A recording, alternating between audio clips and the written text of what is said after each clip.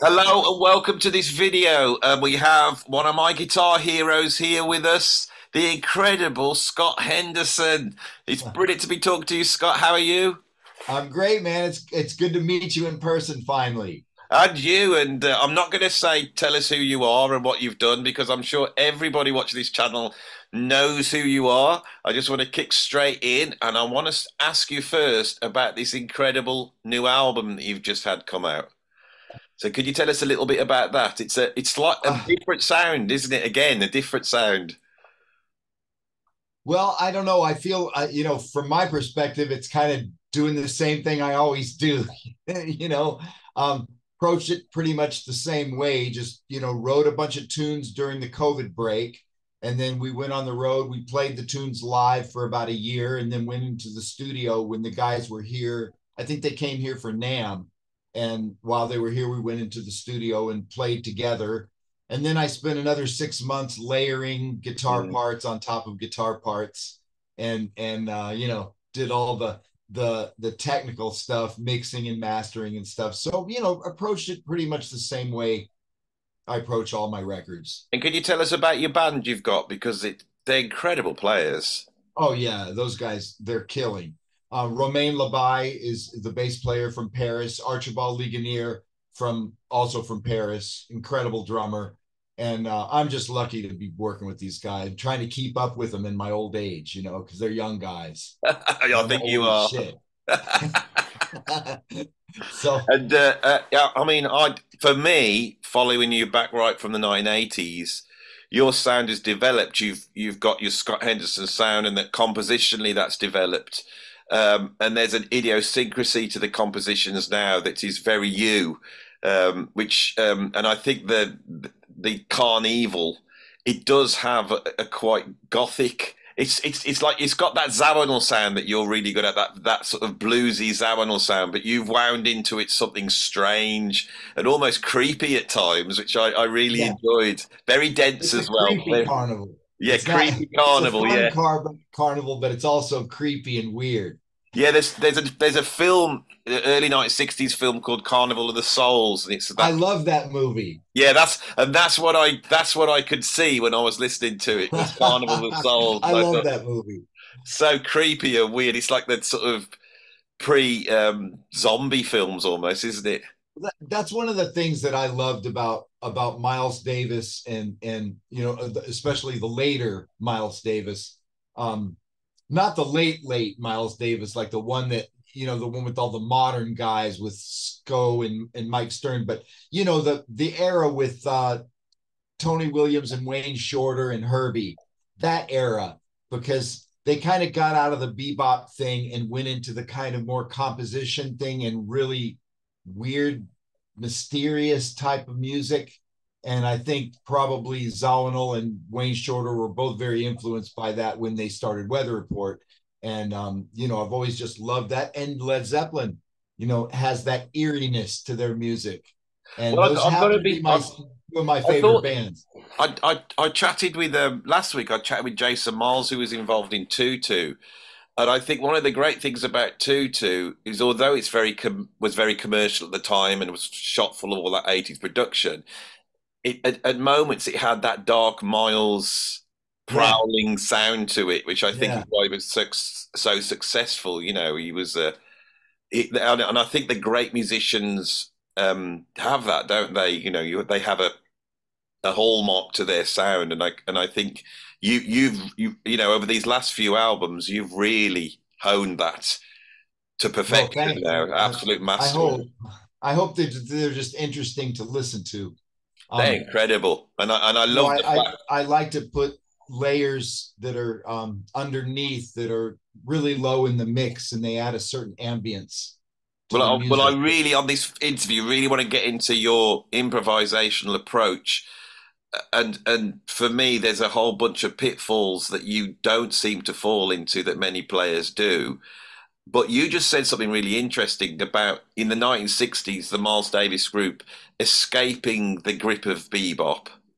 which seems to now be being ignored. But, when you listen to a lot of contemporary jazz now, it seems it is all about jumping through the hoops, and you clap the people for jumping through the hoops, and it's that language of bebop. There's a certain amount of sports in jazz. You know what I mean? Chops. Yeah. Chops are highly regarded in the jazz world. And I mean, that's okay because I like to listen to guys that have a lot of chops. It's inspiring. I mean, I can't do that myself, so I I think you listen to can. guys that do, and I'm blown away by some of the virtuosity in some of the jazz musicians that I listen to, and I definitely draw inspiration from them. But that's not really what I'm about. I'm not really a chops guy. I'm more of a stylist type of guy. Um, Most of my students can play faster than me, so I don't even try to go there anymore. Yeah, yeah. So when you were coming up, the one of the things that I've noticed it's developed even more because I've had your last three albums on, you know, in the car for like the last couple of months, and even more than ever before, you seem to be drawing on a wider and wider stylistic palette. There's so much in there. There's obviously there's sort of fusion and there's bebop in there. You've also got things like there's rock music in there, country music in there, Indian music, and you've almost got like electronic, noise-free improvisation. The palette is so wide, and I see you truly as a fusion musician. You're interested in pulling these different styles. How did that happen? Did you obviously were you a rock guy that went to jazz, or how quick Um, did the jazz come in? I think just luck, because I started out playing rock and roll like most of my friends, Deep Purple, Led Zeppelin, and I was playing in top 40 bands and just playing whatever was popular, but mostly rock. But I got an opportunity to play with an all black group when I was pretty young. I was in my early 20s, and I got to play with this all black band from um, West Palm Beach, Florida, called Pure Hell, and it was a horn band, and they were playing nothing but like Motown music from James Brown, Kool and the Gang, Tower Power, just lots of stuff that I knew nothing about. I was just a stupid white kid. I had no idea what I was doing. One of the horn players was actually a pretty good rhythm guitar player, so he taught me how to play rhythm guitar because all I knew was blues licks. And so over the years, I adapted, and grew to love that music just as much as I love rock.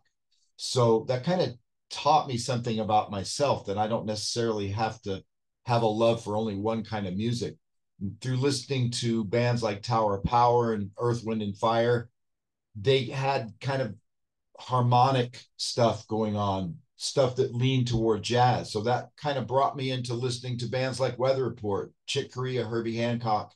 And then I realized that they didn't really come from the rock world, they came from the jazz world. So it brought me back in time, and I started listening to bebop, the older records, Coltrane, Charlie Parker, that kind of stuff, and got really immersed in playing songs from the real book and playing standards and stuff, even though I didn't go out and buy a hollow body jazz guitar and change my sound, because I would never do that because that wouldn't be me anymore. Mm. But, I've just luckily got a chance to play all this great music from these different genres. And I can't help now, but when I write music and play music, I'm going to somehow be channeling all that music that I've grown to love over the years. Yeah, and I think that's what every serious musician does, isn't it? You pull from all different places, and you get Sure. fired up, you get fed up with a certain style of music. Something else comes along, and that fires you back up. And Yeah. it's hard to keep open like that as you get older, but it's always a great thing, isn't it, to go off and explore. I did that a few years ago, and I ended up discovering Kendrick Lamar's album Pimp a Butterfly. That's an incredible album, pulling in from jazz and progressive rock, all sorts of things. Mm-hmm. Um, I know you grew up with those classic rock bands. For me, Sure.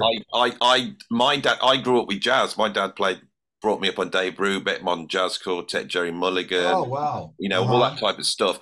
And then I defected when I was about 11 to the rock. It was like Motorhead and all these Judas Priest. And I bought a Deep Purple album, Deep Purple in concert. And th I was blown away because I'd listened to my dad's jazz albums, but they were improvising. Did you find that the seeds of that stuff was in those rock bands? Oh, absolutely. I mean, Led Zeppelin, for all practical purposes, was a jazz group. I mean, their studio albums were so completely different from their live shows where they would stretch out and jam, and not just Led Zeppelin, but also Deep Purple and also Cream and Hendrix. They weren't playing the songs on stage like the records. They were stretching way out. And even though they weren't using the traditional jazz bebop vocabulary, the intent was to improvise. And that's And what it doesn't jazz get said is. that much, does it? It's like these No, I things are mean, poles apart, but actually, when you look at it, it's like when you listen to like the Machine Gun solo by Hendrix, it's like Coltrane for me. It's yeah, just like me it's like the too. same thing. Well, it's Wayne Shorter said it best. He said, jazz is not something that should be required to sound like jazz. Oh, that's beautiful. And it's a great statement because it really does make what Hendrix was doing and what Zeppelin was doing and stuff on stage very much jazz because they were improvising. And that's kind of, to me, when you use the word jazz, it means improvisation. It doesn't necessarily have to mean bebop. It just Well, means I that you're I hate to improvising say on your this instrument. because I get criticised on my channel for bringing it up, but I jumped for Robert Plant for about 2 or 3 years. I was his drummer, Oh, and I know, man. I was going to go into my fanboy thing because, if you got to say this, we may be down on ourselves for whatever reasons because, oh, I suck. But both you and me have played. You played with someone in Led Zeppelin. I played with someone from Weather Report. We got to pat our backs a little bit. yeah. We should be pretty proud, Oh, right, if Robert nothing used else to. than We for used to that. get we used to get the conversations, and I'd go like, "Do you like saxophone players?" He goes, "Well, I quite like saxophone players." I said, "What do you mean?" And I said, "What about Michael Brecker?" And he go, "Well, he was all right when he played for me."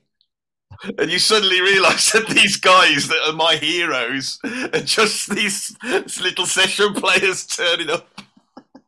Yeah, it was all right when he came to work for me.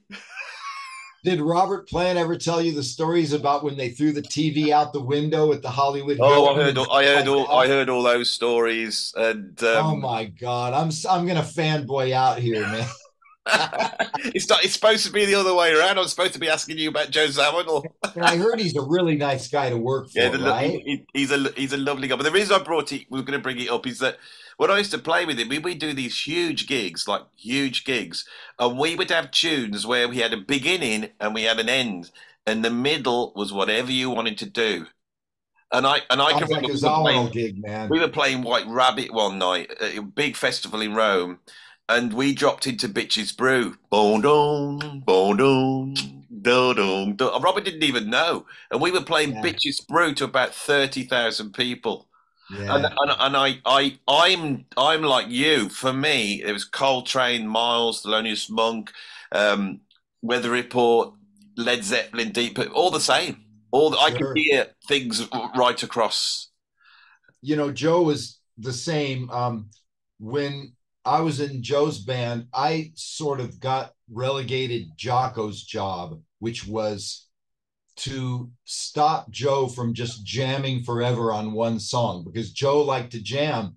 And Joe would tell Jocko, look, if this keeps going and it just keeps going and going, cue the next section because I know that we can't play one song for 30 minutes. So, because I would like to play more than 5 songs on this set. So, I might look pissed off, but do it anyway. And that's the same thing that he told me. Like, you're in charge of because don't count on me. Because if I start jamming, you're not going to stop me. So, cue the next section. If I look like I'm pissed off, don't pay any attention. And he did every time I did it. He would look at me with the most evil stare, but he knew that if we didn't go to the next section, this song was going to go till the end of the set. So I Well, kind of I've understand got that. so much to talk about you, and Zawinul is such a mythical and mystical figure to me that I Oh could go man, straight no. in there.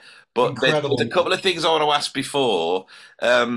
I believe that you knew Joe Pass. Is that correct? Sorry, I didn't quite hear that. Did you have lessons off Joe Pass? Not really.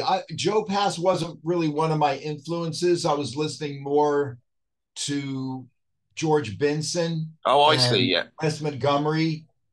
Yeah, more than Joe. But I actually took some lessons with Joe Pass. And that's what I'm asking. You did take some oh lessons with yes, him. I did Yeah. take some lessons with Joe Pass, and I also taught his son because Joe didn't want to teach him, and his son was more interested in. Funny story. I went over to Joe's house, and I had just finished a lesson with Joe's son, and Joe was sitting on the couch watching TV, and I said, Joe, I'm done with the lesson. You want to play a tune? And he said, Man, I've been playing for 60 years. I want to watch TV.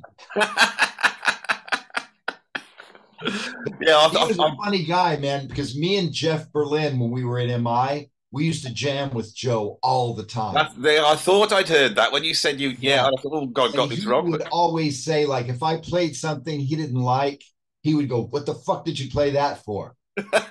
It was great. And the best thing that he ever said about me was he did an interview for the LA Times. And they asked him, Joe, you're teaching at MI. Are there any of these young guys that you like that are come up and coming guitar players? And he says, Yeah, there's this guy, Scott Henderson, great player, but he plays that kind of music where you don't know what the hell the melody is. It's like, Thanks, in one Joe. respect, you've been had a compliment off Joe Pass, and then the other, Yeah, yeah, he cuts it right down. what a wonderful summation of my talent. But he was a great guy, man. It was a lot of fun to hang out with, and obviously an amazing player. And the only reason I say that I wasn't he didn't influence me as much as the other guys did because there was something about Wes's playing and something about George Benson's playing that just, I don't know, it just attracted me more. I found myself listening more to those guys than Joe Pass or Pat Martino. I don't know, because there was something, maybe there was a more melodic something about Wes and George. They didn't play as many chord line chord chord chord chord. They were, I don't know, it was just a different style that just appealed to me more. But that's not to say that Joe Pass and Pat Martino aren't incredible players, because Mm-hmm. they both were teaching at MI when I was a student there, and I got to learn from both of them. So it was amazing experience. But when I first heard Wes Montgomery, and I'd heard a lot of other jazz guitarists. My dad played me Barney Kessel and people like this. And when I first heard Wes, now I'm older, I know what it was that he was that little bit more modal, wasn't he? He was more melodic in those lines. Yeah, He wasn't, Wes Joe Pass really outlines the chords, doesn't he? He's right inside the chords, and almost you feel like the shapes. yeah. Whereas Wes seems to Wes just sing. had a way of putting the right note in the right place. And all my favorite players, Wayne Shorter, Jeff Beck, Thelonious Monk, Toots Thielmans, they're more about that than chops. Yeah, So yeah. that's just, It's the hardest thing, again, getting the it right sounds note. like I'm putting down people with chops. I'm not. It's just that the I'd rather hear Michael. I mean, I'd rather hear Wayne Shorter than Michael Brecker, even though they're both great. But Wayne Shorter just speaks to me because of just, I don't know, there's just the way he plays and where he puts the notes and when he puts the notes, and doesn't often play fast or whatever, but he's just got something that obviously Joe Zawinul was very attracted to, because Joe Zawinul said that Wayne Shorter is the baddest saxophone player that ever lived. And I have to say, I agree with him. So he's always been my favorite saxophone player, amid all these guys that have probably 10 times the chops. But something about Wayne, man, just and unbelievable. it's his use of space, isn't it? The And way, his writing, yeah. his writing as well. And a lot of times these players that write, they they speak to me more. I don't know. There's something about being a writer that maybe makes you play a little bit differently than a non-writer. I don't know. I'm just But guessing. I think they they're trying to create a world rather than just play, aren't they? They create their own world. Maybe You because know, there's these guys like Pat Metheny, um, to an extent, Schofield, John McLaughlin, uh, you know these guys that write and they spend a great deal of time writing. To me, those are the people that I look up to the most. It's just because there's so many great players out there, and I respect every one of them. But the writers, man, I have a lot more respect for them because I know how hard it is. I know what they go through to do what they do. It's rough. mm. You have to go through great periods of self-hate. Self-loathing. That's the basic. Self-loathing. There's that great meme where you've got one circle that's total narcissism and the other circle that's crippling self-doubt, and then in the middle is art. Yeah, but that is true. It's so I true. believe that is true. Yeah, it's so true. It's. I first came across you when the Chick Corea Electric Band album came out. Was that the moment that really pushed you into a different level of fame, or whatever you want to call it? Was that the moment there? I don't know, but I mean, it wasn't a very good experience, but it whatever it did for my career, I'm grateful Well, for. here in the I didn't UK, like him and he didn't like me, so I do know this, and I thought, I did want to ask you about it because it's for me over in the UK, Chick Corea had been doing a lot of esoteric stuff on ECM, and then suddenly he's putting a fusion band back together, and he's got all these incredible players, and he did a radio interview, and I went and got this album, and I couldn't believe you're playing on it, and then a few months later, that video in Spain came out, that mhm. concert that was filmed, and I think that's the best thing the Electric Band ever did. And you were all over it, and that was where I became a big fan of yours. And then Oh, okay. I got the Yeah, Players I CD. think probably a lot of people got to know me because they knew Chick. Yeah, So, but it's just so funny because I did so little in that band. I didn't really do much. I just played a solo every once in a while and then played whatever he wrote for me to play. It was very, uh, you know, I don't know how to put it. It was a very locked in type of gig. You play what I write and then take a solo. That was it. And that's not my kind of gig. The gigs I've done for other band leaders were way more open, and yeah. I had way more room to be creative. So it wasn't just the Scientology thing that was a bad Well, thing. that too, because I fucking hate Scientology. I don't like religion, any kind of religion, especially organized religion. But Scientology has to be one of the worst. Have But you ever heard the album that Stanley Clarke and Chick Corea made for L. Ron Hubbard? It's good. I It's wouldn't want to hear that. Oh my God! I did a whole video on it. It's the worst album made in the Oh, history of mankind. well, it's aside from all that stuff, I was a fan of Chick Corea's writing back in the day when he was writing music like what's a good Chick Corea album that I really like? My Spanish Heart. It's a nice album. Lot of nice string quartet writing. Yeah, Serious music, really good music. When Chick first hired me, he sent me the song Silver Temple, which I thought was a fairly nice piece of music. I didn't really love it, but I didn't hate it. I thought it mm, was okay. And I was like, yeah, I mean, it's not my favorite, but I could play this. mm. And so I played on it. I didn't like the other tune.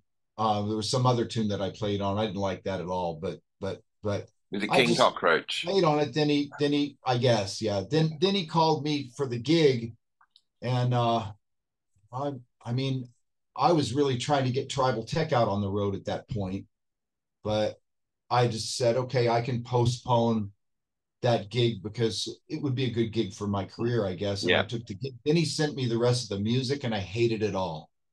And I was like, oh, I don't know if I should have done this. And then just 2 weeks into the tour, I was like, this isn't for me. This is not the kind of music I like very much. But I kept doing it until I was finally fired for totally never doing anything he asked me to do. So, And what sort of things were they that he asked you to do? well, he really wanted me to dance around the stage and walk around the stage when I played. I had a stereo rig and I kind of liked the way it sounded. So I like to stand in front of my speakers, but he wanted me every time I played a solo to go out on the edge of the stage, sort of like Neil Sean would do in Journey. Yeah. And my sound sounded like about this big. And I told Chick, I said, I don't play that well when I don't hear myself the way I want, to Mm. hear myself. And he said exact words, and I quote, your perception of your own sound is not as important as how the band looks to the audience. To which I replied, well, if this was a Vegas review, I would totally agree with that. But I thought this was a jazz group. And then he walked away, and I think he hated me ever since then. And and Well, then we got in other arguments that were more personal, and so we didn't like each other. Period. So it's that. I mean, good thing it's it didn't last that fascinating. long. It's when you look at his career, he had that group Circle, which was very esoteric, Yeah, that was intellectual, cool. incredible. And he's such an amazing. He was an incredible player. So you can't take that. The guy was just on fire. So it was a pleasure to listen to him play every night. That was the greatest thing about that gig, is just getting to hear him play, because he was incredible and he was so creative and he played different shit every night. And it was always just mind blowing. It was just the concept and the music Yeah, that I wasn't really. I felt Yeah. that once he got into the Scientology, there was this thing, this popularist thing crept in that wasn't Well, actually him. He it was a got very more pop, intellectual. it got more commercial. Yeah. Yeah. And I wasn't into it. We played for a whole tour with Wayne Shorter's band opening for us. And after hearing Wayne play that music with a great band and playing the music from the Atlantis record, we sounded like a top 40 band after him. I was like kind of was like wishing I was in Wayne's band. So, but how long was it when you were fired by Chick Corea? How long was it when you got the Zawinul gig? Not long, 6 months, something like that. So Yeah. that must have felt like, oh yeah, this was supposed to Yeah, happen. well, it was just nice to play with guys who I also respected even more. I mean, Joe's always been one of my favorite musicians, and to play with a musician who's so incredible and also a normal person, not hung up on any cults Mm, or weird religions, or just a normal human being. That was very satisfying to be yeah. in that situation where things were kind of back to normal, because I didn't like to hang in the chick band. It was awful.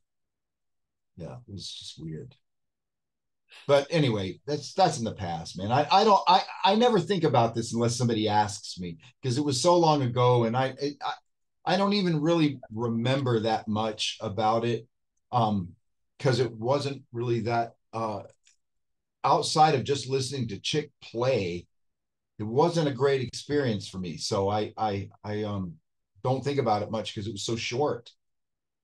It was only I don't know, 6 months, something like that. It was really quite fast. Well, I'm a huge Weather Report fan. I've got all the albums, bought them all, listened to them all, and one of the things that was always, a thing about Weather Report, that there was no guitar. And I can remember when Carlos Santana cropped up on the final album. It's like, whoa, they've actually got a guitar. Joe Zawinul's got a guitar player. And when Tribal Tech came out, that's felt like Weather Report, but with really burning guitar playing, almost like Stevie Ray Vaughan. I always Yeah, felt it was kind of weird because I think maybe Tribal Tech sounded a little bit too much like Weather Report. Fretless bass, synthesizers, and the music was, yeah, I don't know. I look back at it and say maybe we were a little bit too close to Weather Report. But people draw conclusions when they hear, I mean, every time someone hears fretless bass, they go, oh, that guy sounds like Jocko, even though he's playing completely different than mm, Jocko. They just hear the sound of the fretless bass yeah, and they go Jocko, right? Or they hear synthesizers in that style and they go Zawinul, even though Kinsey has a whole completely different vocabulary than Zawinul. People still make those comparisons. So you put fretless bass together with synthesizers, and people are going to draw that Weather Report comparison. And it's just what it is. We had our moments in Tribal Tech. I think one of the best times for us, it may not be people's favorite version of the band, but back in the day when we were just jamming, we got pretty good at just playing, starting from nothing, no written music allowed, and just starting from scratch. like the Thick album. Thick, Rocket Science, and Yeah, X. And I know that had already been done by Miles in Bitches Brew, but we took it a step further and we were trying to make those jams sound like compositions. We weren't trying to just jam in E for 30 minutes. We were trying to like have a moment that sounded like a head and have it go other places to other keys and end in a fairly normal amount of time, not 30 minutes, more like mm, 7 to 10 minutes, and then post produce it into actually sounding like a written composition. And I don't think any other band has ever done that since, ever or since. And I think that's kind of like, if we had any innovation at all, that was it. We were probably one of the only bands in the world to ever do that. And it was very interesting to try to create music in that way. I'd never done it before. It was fun because, unlike writing a song where you might be already sick of the tune, but even before you record it, you know, the compositions were brand new because they came about yeah. as a result of a jam. So working on them was sort of like overdubbing and composing at the same time, which was interesting. So it was Well, a like fun way to you've just create said what music, I was and going I to enjoyed ask. it. You've said it, and the fact is here. As a kid over here, I got it because, like I said, when Tribal Tech came out, it was like I thought, "Oh, that sounds like Weather Report, but with the burning guitar." But then when the Illicit album came out, there's a couple of jams on there, and that they blew me away. I think there's one where you're playing within in the riots. That track. Oh yeah, which is another jam. Yeah. Yeah, and when I heard that, I mean, I love the Illicit album. I think incredible. But when I heard those jams, I was like, oh my God, they've just plugged in and started to play, and it's a type of free improvisation which I don't, especially fusion bands, haven't explored at all, really. And it, Mm-hmm. it captures the moment of creation, doesn't it, when you do Yeah, it that? really does. I think maybe probably most of our fans would say that those aren't their favorite records. They probably like the records more where they're actual compositions. But for us, maybe they're self-indulgent records, but for us, they were more fun to make. And for us, it was a process of exploration and creativity that we needed because we couldn't go on doing the same thing we had been doing album after album. We just couldn't. It was too confining to like say, okay, I'm going to write a song and bring it in, and you're going to play my charts exactly the way I wrote them, and we just got tired of it. It's like, no, I don't want to play another Willis tune, and I don't want to make Willis play another one of my tunes. Let's just jam. Well, to me, I would say artistically, the greatest ones would be like Rocket Science and Thick, Yeah, the last that was a albums. good one. I like that record. I still like that record, or I should say, I don't hate it. I don't really like anything I do. I don't hate it. Well, I love it. Okay. I absolutely love it. And this brings me on to my next question. When I listen to you play, it always feels like there's a pressure cooker but you have it under control. So it never feels like that you're just flailing or just trying to show off or do this. You always seem to, and it burns and it gets you, but the part of it is because you have this control. And that's what I loved about those improvised, albums like Thick and Rocket Science, Mhm. is because although they could have easily just swanned off into, jamming on E or just going, but they did, you seem to be drawing back all the time. Is that something you consciously do, or is it something that after years of playing has now become second nature? And where I did think that it's come just from? second nature because you have an inner feeling when you're overplaying. There's that word overplaying that's used all the time. And some people, there's no such a word, especially drummers. That's me. Some I'm just people going to say just I'm don't terrible for know. this. They just don't know when they're overplaying, but they are because, Elvin Jones, I've been looking at this Facebook meme for a bunch of times, and I don't know if you've seen it, but it's Elvin Jones saying the groove is the most important thing. He says, if you can do other shit, that's okay, but never at the expense of the groove. So I believe that, and I believe that it doesn't just hold for drummers, it also holds for all of us. But how did you That get to it? I mean, this is really what I wanted to talk to you about, and I've walked around and yeah, this is what because when I listen to you, that's what you've got. I did a drum clinic with Simon Phillips, and I got so nervous beforehand because it was one of my first clinics. And I went up to Simon and I said, I'm really frightened. He said, well, don't play. He said, just put a pressure cooker. He says, the pressure cooker, he says, start playing. He says, every time it goes past here, he said, just notch it back down. And I was so scared.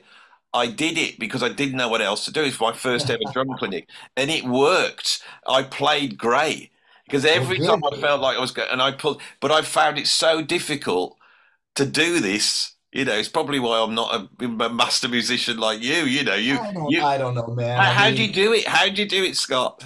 Well, I think part of what every musician needs to do is not pay so much attention to himself, but pay attention to what's going on around you, because that comes from so many players. In fact, probably the latest guy I've heard say it is Bill Frisell in an interview in Guitar Player. He had 10 rules for guitar players, and not rules, but suggestions. Yeah. And the first one was just listen to what's going on around you, because it has so much to do with having a better gig and having a better musical experience, because it's not just about you, it's about you and the guys you're playing with.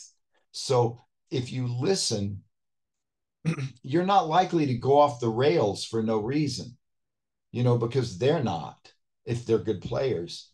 And so when we listen to each other, it's more like a band solo than my solo, because I'm trying to listen to get ideas from them, and they react to what I do. And of course there's going to be moments of fire and moments of intensity, but I get kind of tired of when every single solo has to start from a little whisper and end in this big, gigantic climax of millions of notes as loud as we can play, because I think that's a dated concept. And I don't mind having a few solos like that, but if every one of the solos in the night is like that, that's very tiring and predictable. And it's not going to lead to much creativity, because creativity is not just about the notes, but about the dynamics of the notes and the space that you leave. So I would like to be able to just play and then all of a sudden go soft and play something very soft and have the band go soft with me, and then go back up and then come back down and have the solo breathe, then get stuck into one of these that's going to happen the same way every night. So it's part of that is just listening to what's going around you, and my guys are listening to me, I'm listening to them, and we're playing off each other. And that way you don't have to be so self-conscious. And also to put this in there, if you're listening to yourself and you're really self-conscious, you're more apt to be self-critical. And that's the worst thing that can happen to you, is when you have that judge on your shoulder telling you that everything you just played sucks, because you don't want that guy around, because that's the end when you start judging everything you play as soon as you play it, because that's like going to make you just spiral downward into hell. And then it's going to be not fun anymore. It's just going to be stress. So you can't relax when you hate yourself. It's I should be paying you for this, Scott. well, it's just That, some of it is a little bit psychological. yeah. I mean, you have to realize that we're just entertainers. We take ourselves too seriously sometimes. If we make a mistake, nobody's going to die. We're not brain surgeons, right? We're just entertainers. So if we make a mistake, that should be comedy, not frustration or not stress. It should be funny. And we laugh at mistakes. We think they're hilarious. So we don't let them affect us in a negative way. And I try not to let mistakes affect me because I know I'm going to make them. I'm human. And when you have expectations of yourself that go beyond the human experience, you're going to fall. You're going to have nasty falls and tons of self-hate. So you got to just realize that mistakes are part of what we do and embrace them and have fun with them, you know, and keep a lighthearted, relaxed attitude about what you're doing. And when you do that, you play with more creativity and you have better shows because you're not self-conscious and you're not all nervous and you're not all tense and you're not mad at yourself all the time for how you play. You're just having a good time.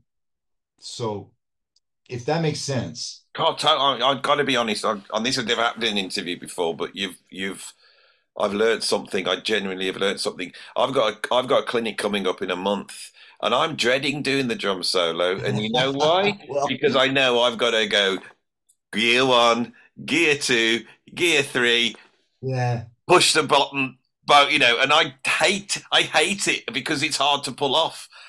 And Well, and you're oh, saying, because sometimes if it happens, it happens. But to try and make something happen that is supposed to be happen without you trying to make it happen, that's you know, it's a dichotomy because we say we know we care, but the truth is the less we care, the better we play.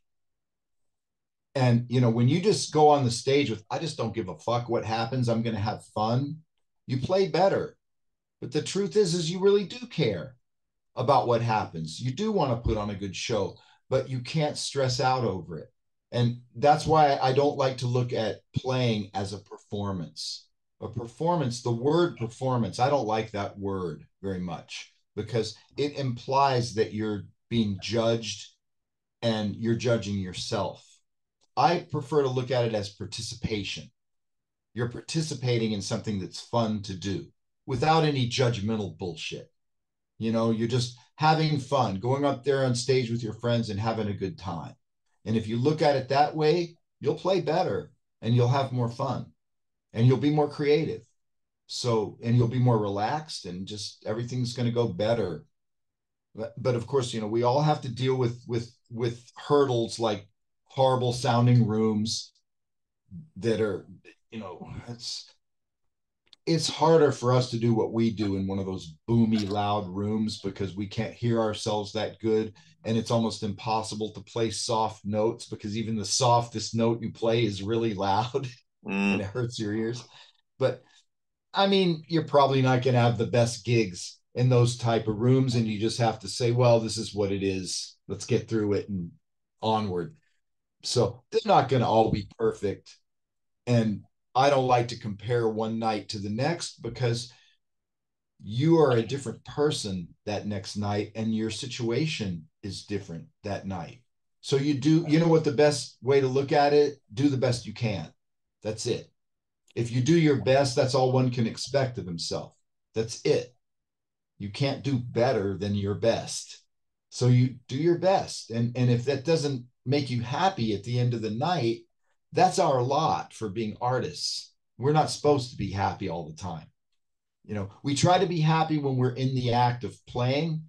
And after you play, if you want to inspect yourself and listen to yourself and be critical of yourself and hate yourself, great. That's the time to do it. Yeah. Because that's when we grow. by listening to ourselves. And that's when we learn about ourselves and go, that did suck. I got to improve that. Or, boy, what a shitty way to end a phrase. I'll never do that again. Or whatever we say about ourselves, right? But the time to do that is the next day, not on stage. On stage, you've got to be confident and you've got to be happy and you've got to be relaxed. And you can't afford to hate yourself on stage because it's going to ruin your whole reason for being a musician is to make people happy. People aren't going to be happy if you're miserable. I don't think. And No, how they're does this? having a This horrible is. time. I agree 100%, and there's things you're saying as well because I totally am with you with this, but there's stuff you're saying that I haven't thought of as well, because I do think that I do think that I should play a certain way. It should be going a certain way, and then it's not, rather than just going, it is what it is, and just leave it. That is a really interesting thing. And if today I do this, that's what I'm doing today. Yeah, because the circumstances are different. The circumstances are never going to be the same from night to night. Like every time I play Ronnie Scott's, I get spoiled by how great that club sounds because it's a great sounding room. And we always have good shows there because it sounds so good and the sound inspires us. So we always play our best there. We always have great shows. Then the next night sucks because we're in some boomy room that doesn't sound nearly as good. And we're going, shit, why can't this be Ronnie Scott's? And it's like, sorry, that's just not how life works. You deal with it and you do the best you can for that environment. That's all you can do. You still try, but to get into some kind of hateful attitude because it's not going the way you wanted it to on stage doesn't do anybody any good, doesn't do you any good. So how does someone who is studying this stuff and they're into improvisation, how do they battle against that whole jazz thing? Because what you're describing seems to be the opposite of what jazz is now. Jazz, Well, for most people, jazz, because I teach and I've got students and hang on, I'm jazz. going to turn this heater off because my eyes are watering. Okay, so I think because jazz training in schools is so technical, everybody talks about the vocabulary, but they don't talk too much about the interaction with the other musicians. They don't teach that in schools so much, right? I did a clinic one time, I think it was in Italy, and and I was just kind of like disheartened by the way they were teaching the students because they would go up and they would pick a song from the real book and they would just read it down and they would just play the song as written and everybody would take a solo and I saw no communication whatsoever within the band. Like they didn't even look at each other. They just everybody was just concentrating on himself. And and I thought, let's do something. Let's just turn off the lights and let's make it pitch black. And guitar player, you just make a weird sound. I don't give a shit if you drop the guitar on the floor or just, pop a string or do whatever you want to do. And then the drummer, you react to that. And the bass player, you react to that. And the keyboard player, you react to that. Think of it like you're making a horror movie soundtrack. And they did some amazing shit. It was so creative what they managed to do. And they really listened to each other and they just, of course, it was totally atonal and keyless and just nothing but weird, but it was the concept of it. And I believe that that's the concept that the Miles Davis band had of listening and reacting to what each other plays. And so I said, now play that real book tune again that you did, whatever standard it is, but try to play it with more of that mentality that you just did on this crazy ass jam. And they played better. They reacted to each other. They were creative within the song. And I was like, this is what the teacher ought to be teaching them to do. But it never is in schools. They just teach them to think about themselves and nobody else. So they don't But teach what? the interaction. Well, no, I mean, this probably sounds like a stupid question, but I I thought about it today when I know I was going to speak to you. And when I listen to you play, you can play through the heaviest changes, and you're all over those changes. Are you thinking about the changes when Well, you yeah. play? I mean, but it's just like a language.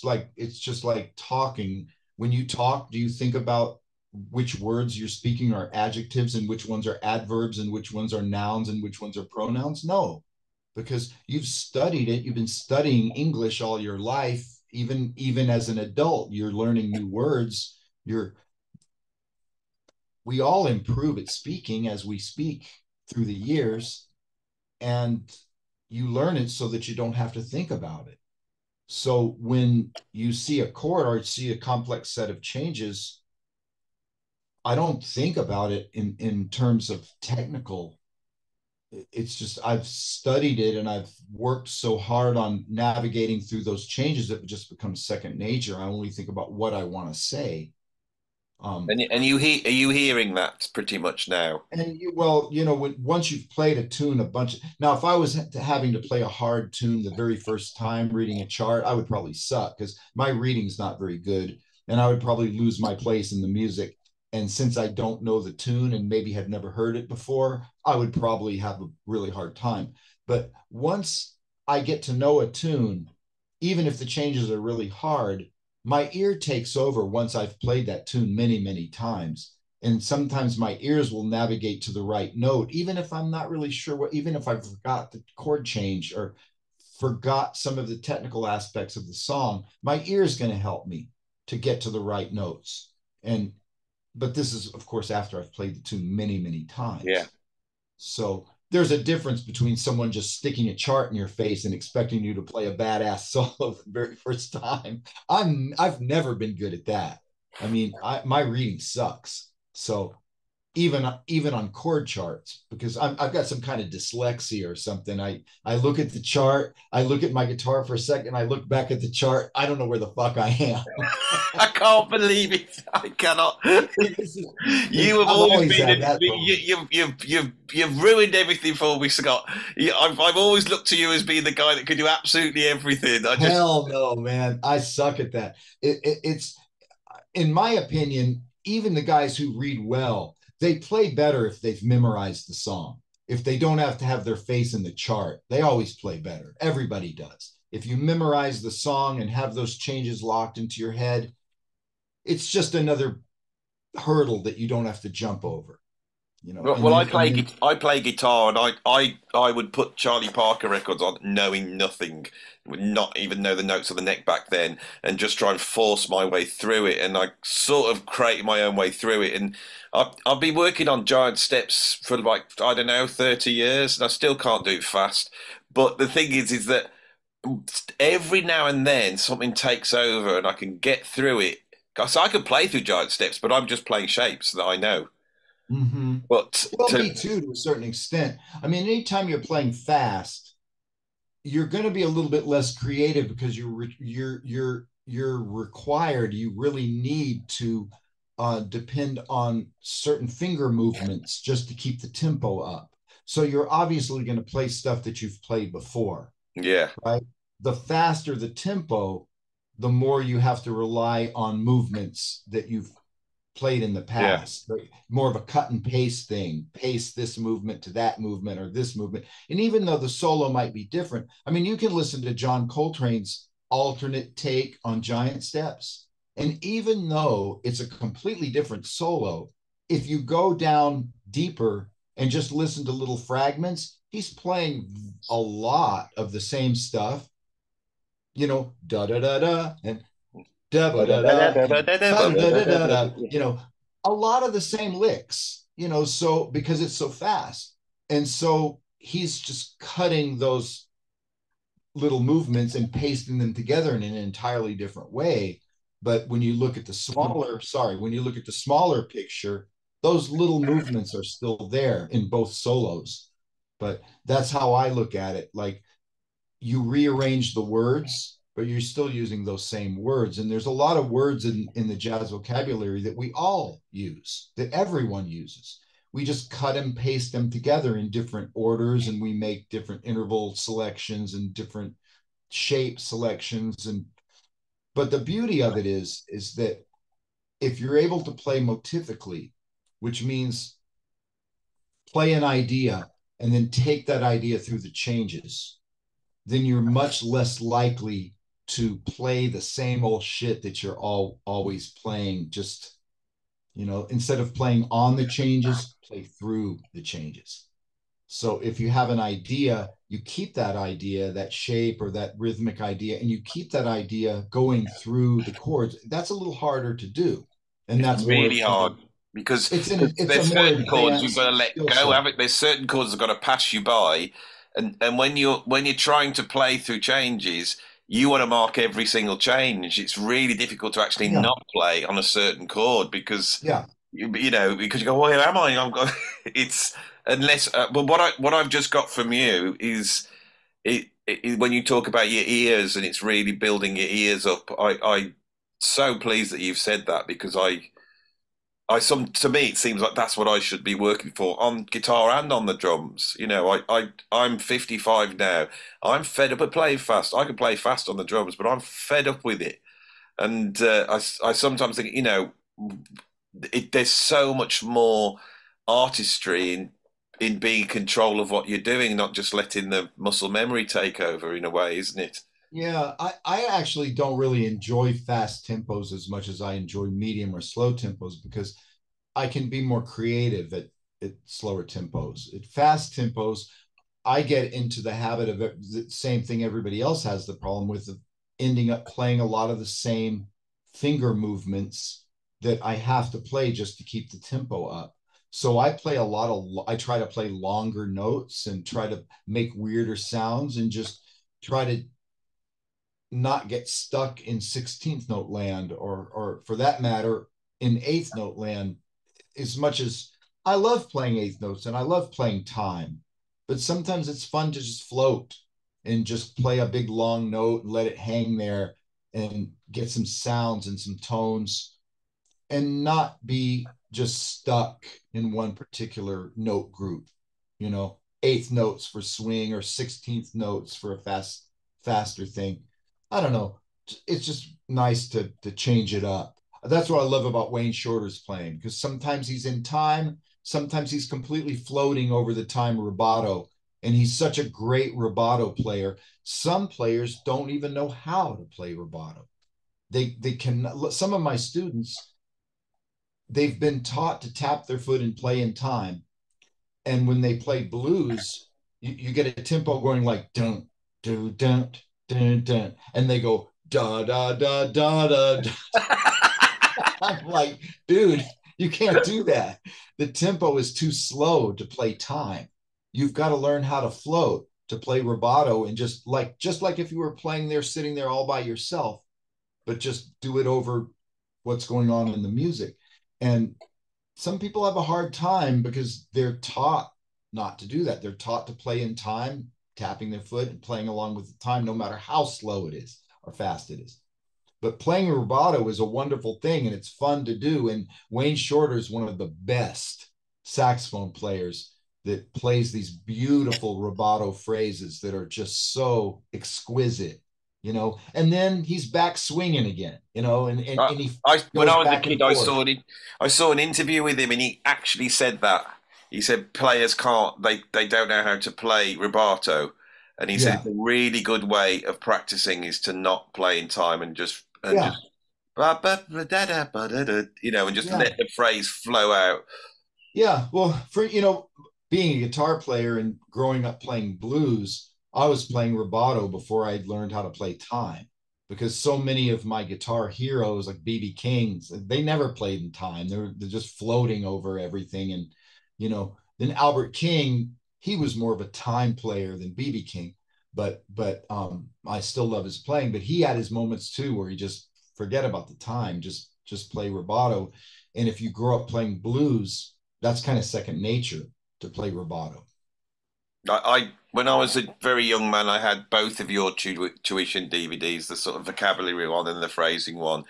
And the thing that I live by, the thing that has stuck with me all life, and I've said it a million to students, is that bit where you say, I think it's Albert Collins. It might you say, I'd rather listen to Albert Collins drop his guitar than listen to a jazz guitarist place eighth notes through Yeah, I'm changes. such an asshole. I don't know why I say the things I that I loved say. it. Well, I mean, I don't like to say anything bad about anybody, but there's just certain players that when I hear them, I just go, it seems like the only thing they care about is their technique. If I was known for my technique, I would shoot myself in the head. I just think it's one of the most uninteresting aspects of music. It, that's sports to me. That's NFL. I watch football, so I enjoy sports. I really love watching football games, but I don't see how music should be that. There's a time to play fast, and there's a time where it helps the music. But when you do it all the time, I don't care for it. And doesn't mean that I don't respect the virtuosity, because I definitely do. I hear these guys and I go, Jesus Christ, I wish I had those kind of chops. But maybe it's better that I don't, because then I might be tempted to use them too much, like I feel like they're doing. And I don't want to be that kind of player. I want to play for the music. So I don't know. It's kind of like, for me, it's like the circus, those shred guys. It's like I'm amazed by it. And it's like going to the circus. Like, okay, I'll go to the circus. That was amazing. Let's go next year. That's how I feel about it. I can listen to them every once in a while and be amazed and be happy that I listened to it, but I don't want to hear it again for a while. Whereas I can listen to Wayne every day, or Jeff Beck, or Toots Thielemans, or those kind of players, and I can just listen to them nonstop for weeks and never get tired of it. Schofield's another one of those guys, just so melodic. Matheny's another guy, just it's all about melody for those guys. It's all about being melodic and being tasteful. So those are the kind of cats I look up to the most, that I like to listen to. What was Joe Zawinul's chops like? Because he was originally a classical pianist, and people rated him as he could have been one of the greatest classical pianists of all Yeah, time. So I've his heard him chops play a must lot have of been. classical music. Yeah, But he you had never hear amazing it. You never chops. hear it, do you? He had amazing chops, but this just wasn't what he was about when he improvised. He was more about melody, and just more about being creative. And I think he had also, same as me, he had respect for people like, say, McCoy. He liked McCoy Tyner, and McCoy Tyner has just shitloads of chops.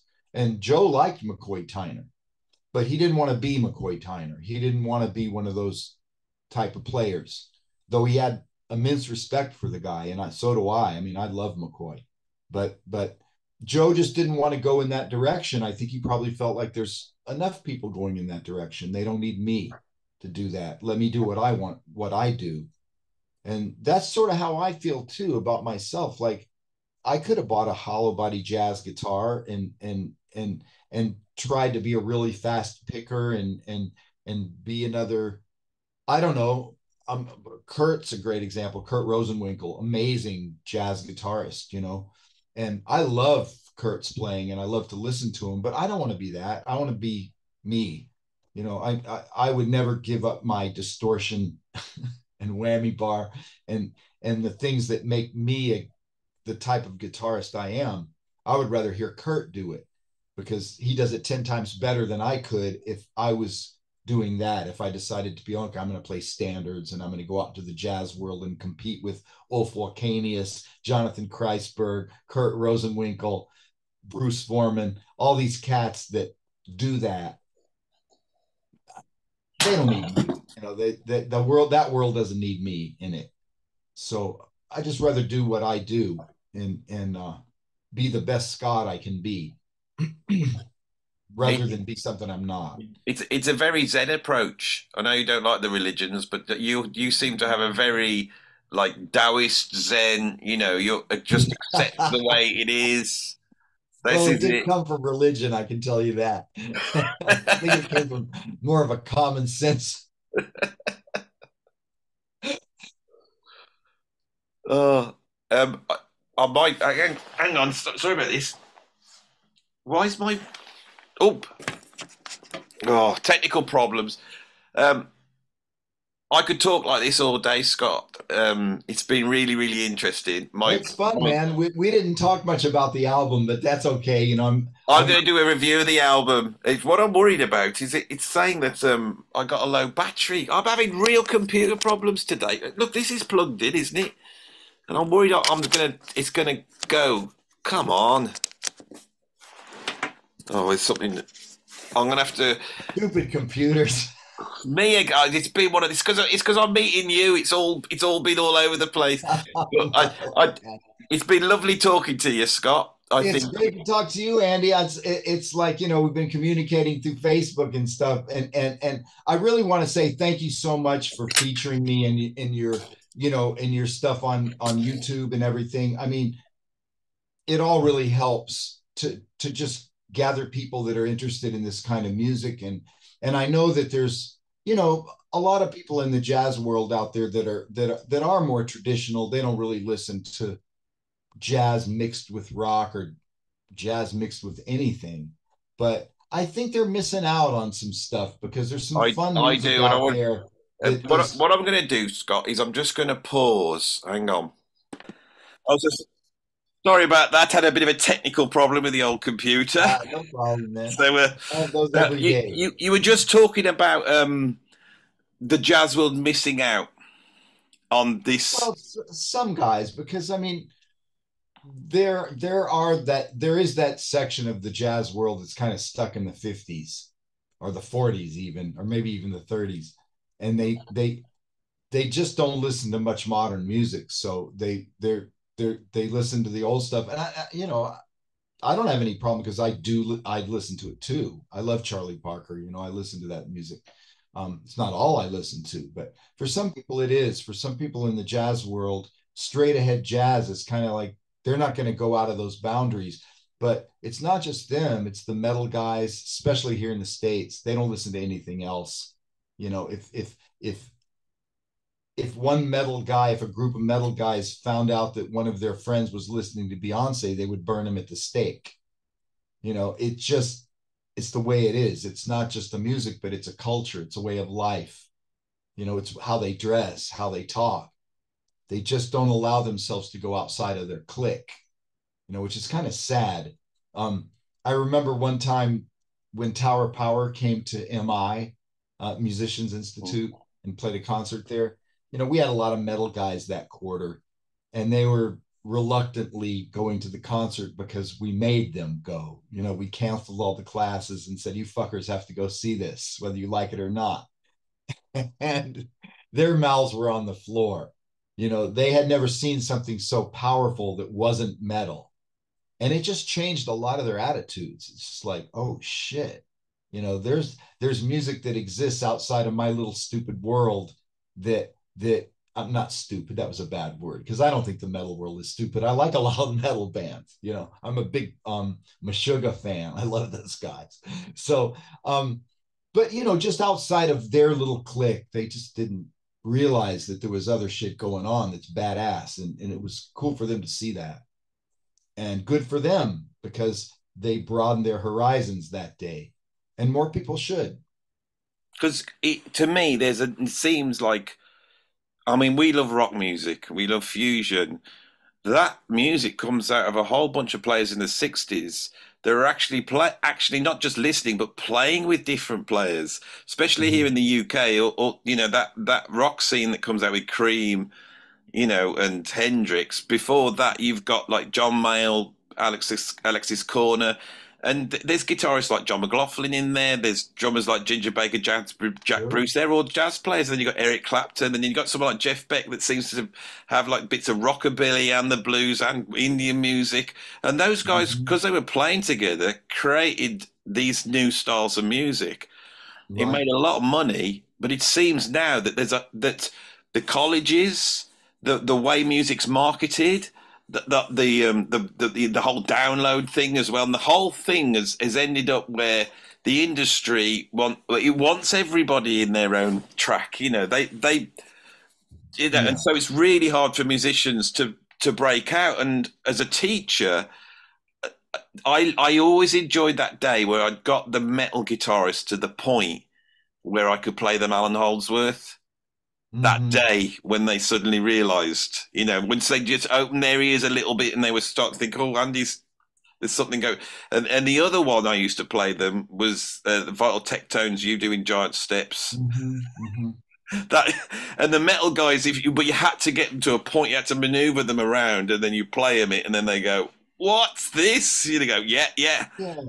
and I mean, it's I all think it. people are generally open-minded if they get a chance to be, but often they don't because they're not exposed to it and they don't get exposed to it through their school. And that's kind of sad because as teachers, we should not just teach them skill set. We should also try to inspire them by playing them all different kinds of music and letting them. That's why we suspended classes for Tower of Power, because it's like we want not just to teach the kids the technical shit, we want them to see something that's amazing and be inspired by it. So when an artist comes to MI who's like a super high caliber artist, we're going to suspend the classes and make the students go whether they like it or not, because we think that they should see this, because it's a rare opportunity to see something really special. Like when Tommy Emmanuel came to play at MI, a lot of students didn't want to go because they never heard of him, but we made them go and they were blown out of their chairs. It was an amazing experience to see Tommy. Every time I've ever seen Tommy play, my mouth was on the floor. He's incredible. So everybody should take advantage of these experiences, no matter what kind of music you play, to go hear something that's different. Well, I last year I did a video where I said it was a comment somebody had put on one of my videos, and the comment was in quotes. It wasn't me saying it, but in quotes. Why do all contemporary jazz musicians sound the same? And that resonated, and I explored this over a number of videos.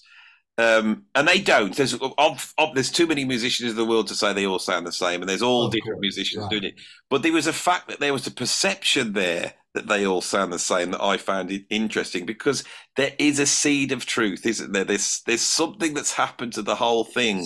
There's, it, there's a little bit of a generic thing going on. I blame the schools myself, because I think that when you're teaching someone on a purely technical level and you're not inspiring them in the right way, it's too easy for them to become a clone of the past.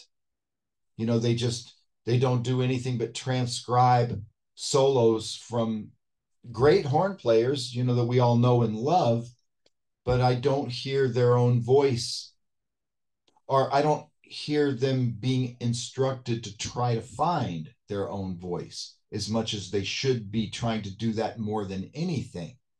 So maybe it comes from transcribing one person too much. I mean, if you're going to play every lick Schofield knows, then you're going to sound like Schofield. So maybe you better stop listening to Schofield and listen to some horn players or some keyboard players or whatever, and get away from. I mean, I don't even transcribe guitar anymore. I mainly transcribe horn players when I'm looking for new ideas, because it's harder for guitar players to say you stole it from me. But don't you feel that Charlie Parker came out, he's incredible, and he elevated up music to a very high level, jazz to a very high level, where you had to really study, and this sort of created clones back then. But genius musicians came out: Miles Davis, Thelonious Monk, and Ornette Coleman, John Coltrane, Sonny Rollins, Herbie Hancock, Joe Zawinul. All these musicians were actually showing how to go beyond bebop, and there's like 70 years of going beyond bebop, but the colleges don't want to admit that that's what's happened. And then when you get to the fusion thing, because the fusion things was much more based upon, I feel, on free jazz sort of paved the way, because when you listen to Hendrix doing, say, Star Spangled Banner, it's free jazz, isn't it? It's avant-garde, and that sound Yeah. is in there. and Yeah. and I felt that the fusion musicians had an understanding, that a deep understanding of that, which has sort of gone away. And I Well, and I there's a feel that big commonality between certain rock bands and certain jazz bands. A big one, like as you said, bands that jam, bands that improvise, like Zeppelin or whatever, or Hendrix or whatever. Problem is in the schools, there seems to be a dividing line between, are you going to be a jazz student or are you going to be a rock student? They're not really ready to equip to deal with someone who would want to be both. Like I want to play a strat and get really killer tone, but I want my notes to come from the jazz vocabulary, or more, at least somewhat from the jazz vocabulary, not necessarily from Eddie Van Halen or a great rock guitar player. If you want to do that, then you're in the rock school. So there's a division and there's a line drawn between those two things, and it doesn't seem to be, a lot of students don't seem to be able to cross it in some schools. I'm not saying in every school, certainly not in mine, because in my school we teach everything. We're just beloved of all different kinds of music, and we want our students to be versatile, and we want them to know about everything, right? That's one of the great things about MI. But there are certain schools that are more, I don't know what the word would be, more Conservative. traditional, I Yeah. guess, traditional schools. I have a friend that just went to Juilliard to study guitar, and I don't think they let you use a distortion pedal at Juilliard. From what I'm told, they want you to sound like, like the cat that played with, the famous big band guitar player. I can't think of his name. Not from Count Freddie Basie. Green. Yeah, Freddie Freddie Green, Green. right? Yeah. I mean, it's that mentality. You got to sound like Joe Pass if you're coming to the school to learn guitar, because we're teaching you how to play jazz guitar. I don't want to see They're, any they're, Stratocasters and distortion pedals. they're denying the vast majority of jazz history. I mean, jazz has been around for, say if we want to say 100, years. And musicians were moving past this in 1956, 59. The modality and the free jazz and all that, they'd moved back 60 years. There's the history. And I also see, because I really went deeply into this, and if you're Winter Marsalis up at the Jazz at the Lincoln Center, he's getting a whole ton of money. There's funding there, but they're funding a much more conservative area of jazz. And someone like They you are. who is Yeah. exploring the outer limits still, where's There's your there's no funding? doubt Where do you about it. go to get the funding to support what you're artistically doing? But for me, the real art is there. I mean, the best example of this was Alan Holdsworth, who had an absolute vision on that instrument and Mhm. took all this out.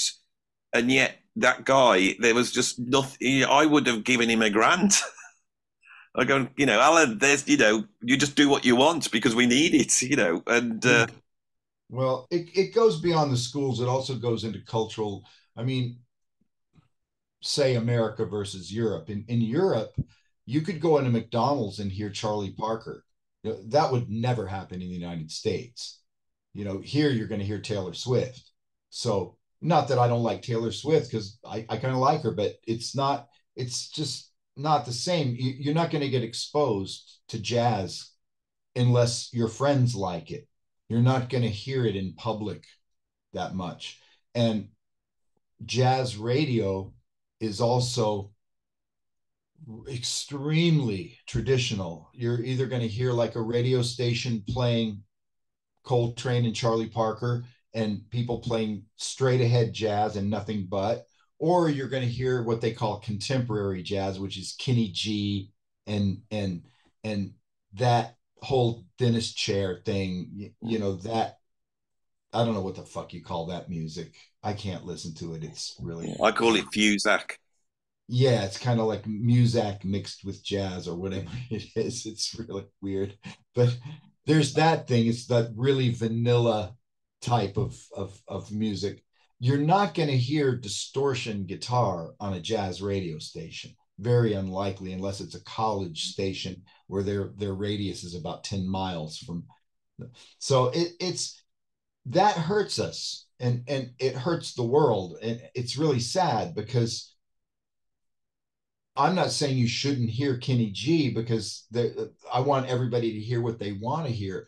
But for so many people that want to hear experimental progressive music, they don't get to hear it on the radio. The radio just won't play it. There's no money in it for them to play that kind of music. And it's just sad because that music exists. And I just made an album of it. And I wish that they would play my new album on the radio, but they won't. There's no way. Like I was talking to my publicist the other day and he mentioned radio and we both laughed because we know that they'll never play one tune from my new record on the radio. It's because there's distortion guitar in every tune. So it's just not going to get any radio airplay. I don't think that's fair.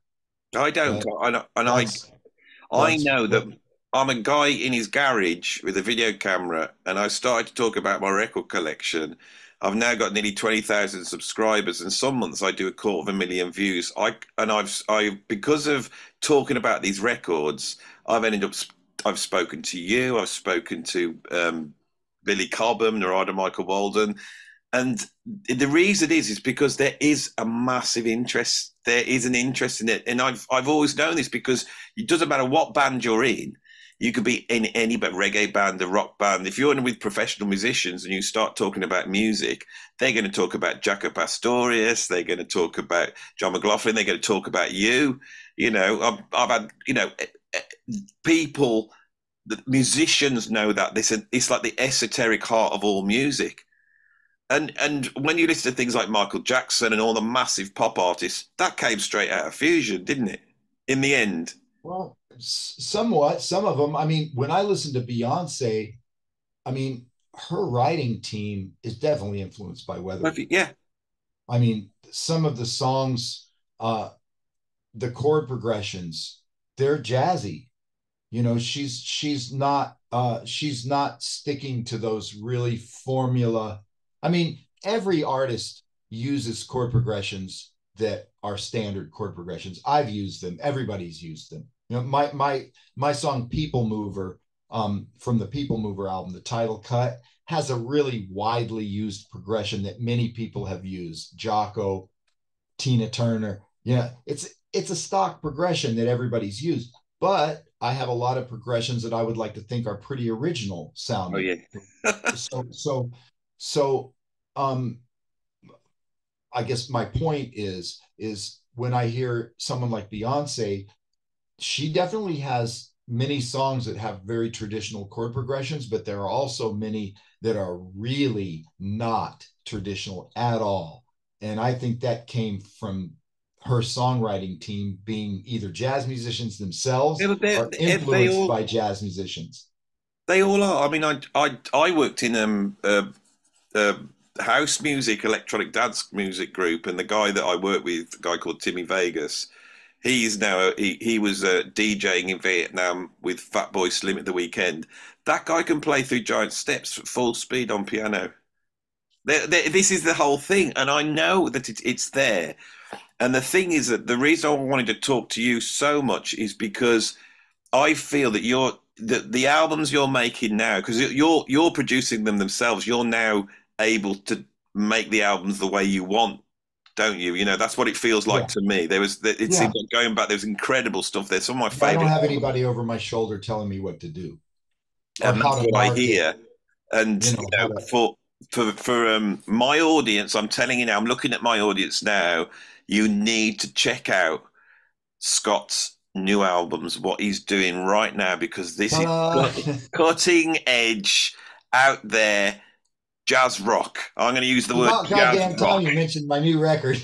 Yeah, no, I'm telling them now. You've got to go and buy a copy now. I'm going to do a review of it. Don't worry, I'm going to do a Oh, review thank of it. you. Thank And you. I have to honestly say, I think it's my best record. I really do. I'm really happy with it. And I don't often say that. I'm usually pretty critical. And you know what? 6 months down the line, I might not be saying that at all because usually after 6 months goes by, I'm going, God damn, that piece of shit. Well, you sent me a bunch of your albums, and People Mover. That's the last one, wasn't it?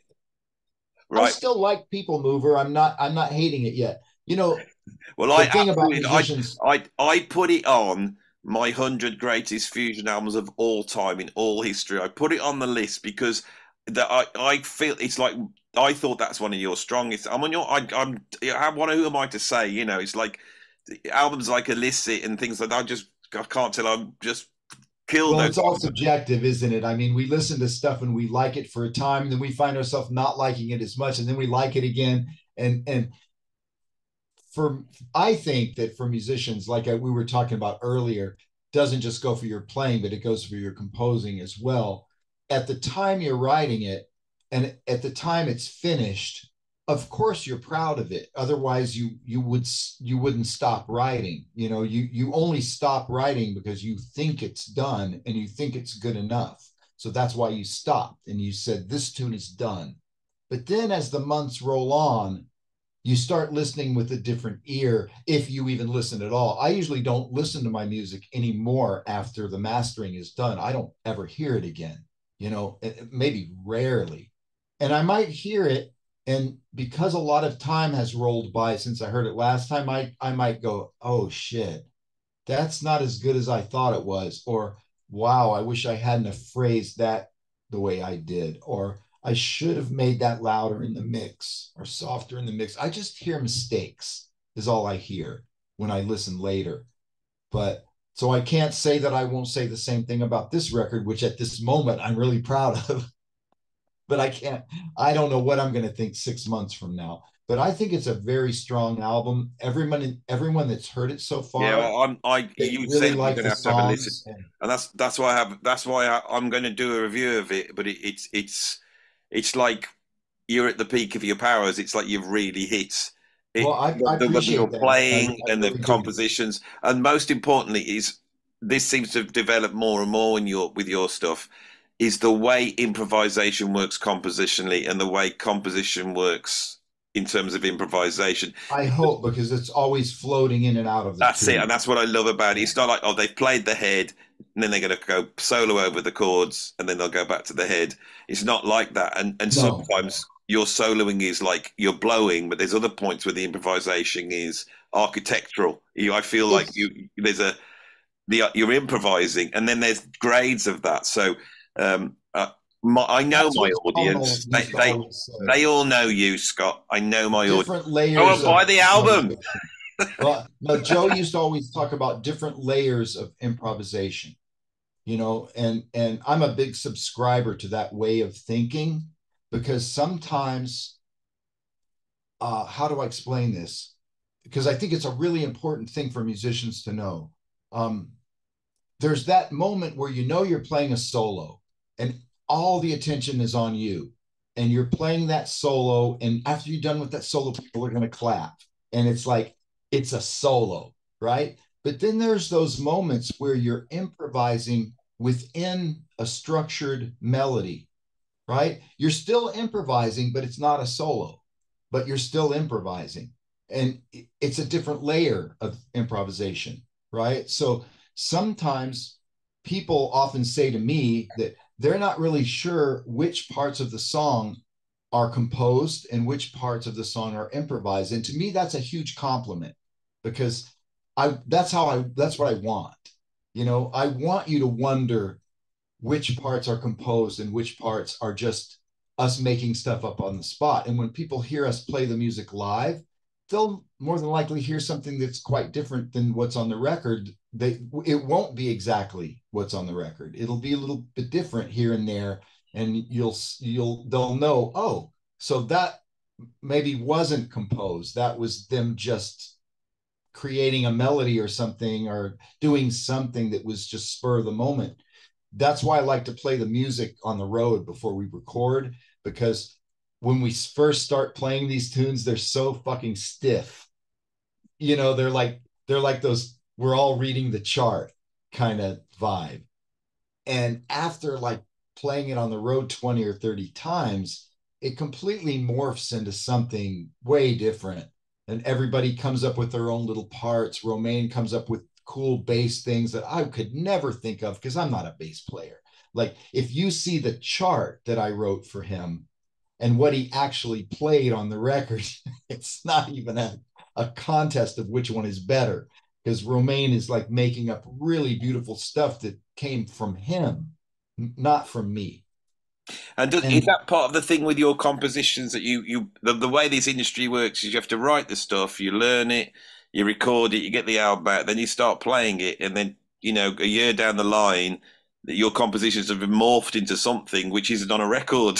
it's yeah, I mean, it's a long journey. That's why it yeah. takes so long. You know, it takes a long time to write the tunes. I want to play them on the road for at least one whole tour, go in the studio, play them, bring them home, compose some more as I'm overdubbing. Sometimes that's composition too. It's not just layering for the purpose of arrangement, like doubling a part to make it fatter or adding a textural sound to make it sound more interesting to listen to, but often it's adding other harmony that wasn't even in the original composition.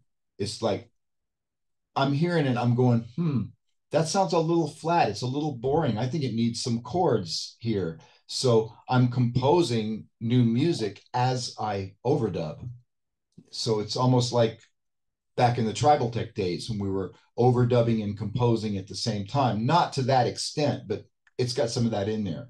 So it makes it fun because like when I get home and after the music is done in the studio, I get to just paint, and I've got this sort of semi-realized tune that sounds like what we sound like live.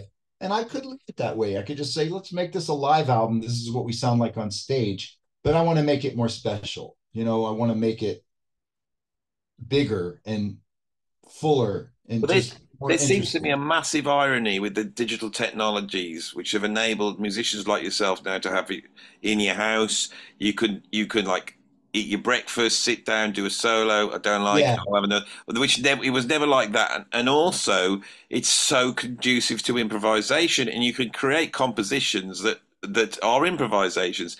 And yet, the industry seems to have gone completely the other way, and they're using the computers just to create this sort of programmed grid of well, music. yeah. I do you I, think I what I guess you could use the computer as either a broomstick or a paintbrush, yeah. depending on what what kind of industry. My friend had this great bass player friend of mine. He had this card and it said, um, Peter Hastings bass, serving art and industry.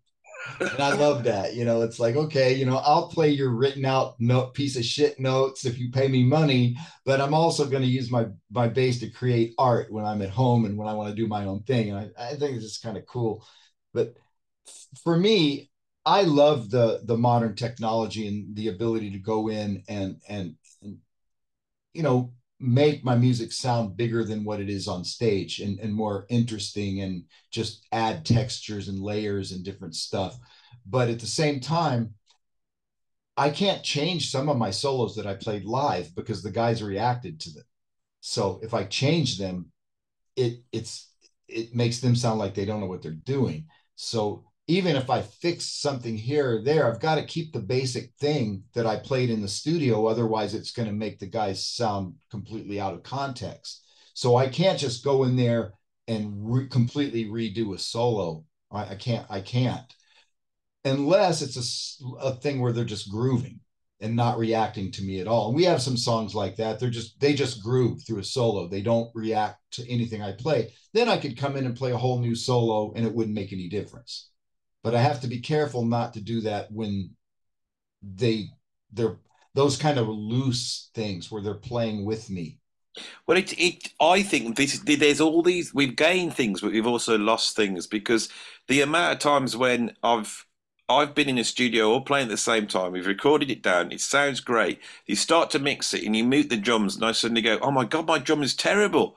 And then I put all the instruments and go, "Oh, it's not that bad," because actually that bad thing, when you hear it on its own, it's isolated, it sounds bad. But when you put as a whole, the way everyone else is reacting around you is actually making it make sense. Yeah. It's, and I think we've all these things we've lost. I mean, you talk about Taylor Swift. I would in the old days, a guitarist like you would have turned up to play guitar for Taylor Swift, and you would have played in real time and reacted to the song, and you would have brought you to it. And I want to hear that again rather than some Yeah. Well, you still can hear that. You can go hear Mike Landau play with James Taylor, and James lets Mike play. So when you go, I've had a lot of people tell me when they go see James Taylor, it's like the Mike Landau show. He gets to play a lot of cool guitar stuff with James, and I'm sure, like, remember Joni Mitchell when she had Jocko, and and of But course she's you way know more James Taylor's a Jocko. music fan, don't you? You know he is. You know he And wants to Steely hear Mike. Dan, look at Steely Dan. They've had Wayne Krantz playing with them and Drew Zing and all really great guitar players.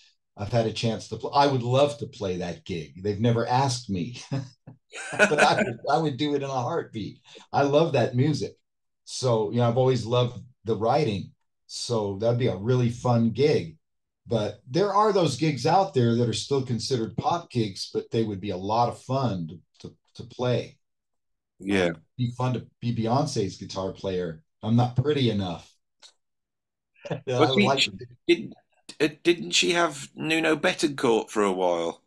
I don't know, but I wouldn't be surprised. Yeah. Um, And I love Nuno's yeah, playing. I my love my Nuno wife Betten. and daughter just went to see Beyonce. They paid $700 a ticket, and they went and saw her at the SoFi in LA, and they just said it was the most amazing concert. They just loved it, and what's not to love? Oh yeah, I didn't get it until someone gave me a Destiny's Child DVD, and when you listen to it, you realise that the band on the dance when they were dancing and doing all this stuff, they were playing bits of Led Zeppelin and playing bits of Stanley Clarke, and there was all you could just sense, this thing, and Yeah. it's always there. I'm friends with a drummer called Mark Schulman, and he played for Cher. And he said when he went Mhm. to the audition, he turns up and they said, "What do you want to play?" And Mark turned around and said, "Well, what do you guys want to play?" And the bass player goes, "Well, shall we play School Days?" And of course, they all just drop into School Days, and that's how he got the gig because what do you guys want? We want to play School, and we all know this. All Uh, musicians know this. This music is the esoteric heart of popular music. I know it seems like it's completely away from it, but it's there. It's it's there. there. Yeah, it's there with certain artists, and if you're lucky enough to get a gig like that, and they do let you play, then you'll get to do your thing and make money too. And I have quite a few friends that play. I have a friend that's playing with Joe Bonamassa, and he gets to play a lot. He gets to, Josh Smith, great Mm. guitar player. He gets to play. There are bands out there that it's still about the music and improvisation and playing, and be great to have one of those gigs for, I think about my students and think some of my students that are just looking around for gigs. I hope that those are the kind of gigs they're going to get, gigs where they can, you know, be let loose and not Express have to themselves, just, yeah. Express yeah, to themselves be able to musically live and move the themselves. Like, audience. oh, like, I mean, if you see James Taylor and hear what Mike Landau does in that music, he makes it his. I mean, it's almost like going to see him play with his band because he's playing so much great guitar on that gig, and it's awesome. I mean, he's an awesome guitar player and he's got an awesome gig, and he's been doing it for a long time. And I've never really had a gig like that. I would like it. I mean, I think it would be fun. I don't know how long I would be able to do it for because I would still want to play my own music, but I'm sure I would have a great time playing with one of those type of bands. I would have a lot of fun. Deep Purple. Yeah, I wouldn't be good enough because I can't fill Richie Blackmore's shoes, man. I mean, You can. I think Ingve would have been a great choice for that band. Um, but maybe they thought he sounded too much like Richie Blackmore because Ingve is obviously very influenced by Richie. So maybe they wanted someone like Steve Morse who doesn't sound anything like Richie Blackmore, and maybe that's what they're looking for, and that would make sense because they want to completely change the sound of the band. Ingve would just be like having a faster version of Richie Blackmore. And I love Ingve. He's great. And he would have fit that band like a glove for the old timers like us who want to hear Deep Purple sound like they did in the day. Yeah. But I think I can understand why they would want something completely different. So they Yeah, opted for yeah. someone who sounds nothing like Richie Blackmore. The other day they posted up some video of them doing Smoke on the Water, but it was a proper jazz, like jazz standard version of it. And Don Airey was just, he was right. He, all the voice, all the, and and they all knew how to do it. Ian Pacey's a great jazz drummer, Oh and yeah. so I have these tracks. I got them for backingtracks4us.com. I think that's the name of the website. But you can download solo tracks, individual tracks from a lot of rock and pop music. So they had about 15 Deep Purple tunes on there. And I was able to download lots of Richie Blackmore's solo guitar tracks without the band. And it's amazing. Maybe this is a boring subject for some. For me, it's like my life because I'm such a fanboy of Richie. Um, I didn't realize this, but like Jimmy Page, uh, Richie Blackmore was doing a lot of layering on those Deep Purple records. And many people might, like I did, I had the misconception that Richie Blackmore came in and played one track and he was done. But that's not the case. And the reason that you don't hear it so much is because, unlike Led Zeppelin, which was a trio, and you could clearly hear all the different guitar parts that Jimmy was layering, a lot of what Richie was doing is masked by the fact that they have keyboards. So the keyboards fills up a lot of space, and you don't necessarily realize that a lot of those tracks that Richie played are doubles. And he's got, like, say, like on a song like Smoke on the Water, on the left, it's a really nasally, super nasal mid-range, right? And on the right, it's super scooped, tons of bass and tons of treble that he overdubbed and doubled it. But when you hear the left and the right together, it sounds like God. It's amazing. And he does that on every song, almost every Deep Purple song. He's got at least 4 to 5 tracks of guitar going. And I never knew that. I just thought he was just going in there and laying down one track, maybe two, and that's it. But he's layering, and they're all different kinds of tones, from the most scooped out sounds to the most spiky, mid-rangey sounds. It's like he's constantly messing with his amp, changing the controls on the Marshall, different pedals, different this, different that. No two tones are alike. And it's really interesting for people like me who study this kind of stuff and who are well, really into tone. his first gig, well, one of his early gigs was with Joe Meek, wasn't it? And Joe Meek was doing all I this think, yeah. In fact, I experimental. bought this. Let me show you. I bought this.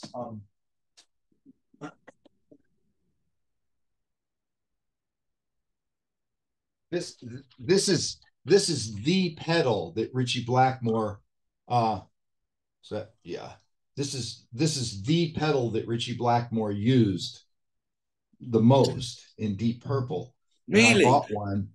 And yeah, it's a HS finest treble booster by BSM, and I bought this. And when I plug this into my Marshall with my Strat on the treble pickup and the volume on 10, and I put the mic way into the paper of the speaker, it's that tone. It's that tone. It's like amazing. I was so happy. And not that I would really use it that much because it doesn't really fit the style of what I'm doing, but just to be able to say that I kind of nailed Richie Blackmore's tone with my Marshall and this pedal, it was a Yeah, great feeling. yeah, when Deep Purple give you the call. It's kind of a hobby, you know what I mean? Like, just seeing if I can get that tone. It's just kind of hobby of mine, even if I'm not going to use it. I just want to know that I can get it. I don't know I, why. I, I love the fact that you love Richie Blackmore. When I was like 11 years old, I thought that the greatest guitarist in the world was Richie Blackmore. Oh man, He was. I thought the greatest drummer was Cozy Powell, and I thought the greatest guitarist. They were my two heroes. Richie And Blackmore was amazing, and just his rhythmic ideas and his phrasing and his tone, just spectacular, man. I mean, just out of this world, and still is to this day. I listen to some of those solos and go, "Wow, how creative that cat was." And yeah, he's always been one of my favorites, and Yeah, there's so many guys from that era that were so important to us guitar players growing up. You know, Jeff Beck is another one, just ridiculously creative and melodic. And I saw him play. The last time I saw him play was an amazing show. He played with his trio, which was Terry Bozzio on drums and Tony Hymas on keyboards, and it I was saw just a that tour. Yeah. trio. It was a trio, and then BB King came on, and the first song, BB King invited Jeff Beck up on stage to play with his band, and he had the big, huge horn section and everything. And then he wouldn't let him get off the stage. And Jeff Beck played the whole show with BB King, and Jeff Beck played all the solos, and BB King just sang. And BB King said to the audience, he says, I ain't letting this guy off the stage. He's going to play guitar, I'm going to sing. And that's the whole show. And it was so cool to hear Jeff playing those really traditional 1-4-5 blues progressions with his tone and his sound. It was special, and I was lucky enough to see that show, and I thought that's really cool because I got to hear him play his own shit, and they get to hear him play that old traditional blues shit all night with BB, and it was ridiculously great. The jazz people don't realize that Jeff Beck is Charlie Parker level. It's just different. It's Definitely. Charlie Parker level, and nobody could do it like nobody could really do Charlie Uh, Parker. my friend Scott Kinsey, keyboard player for Tribal Tech, I took him to a Jeff Beck show when Jeff was playing with Jennifer Batten and had that band.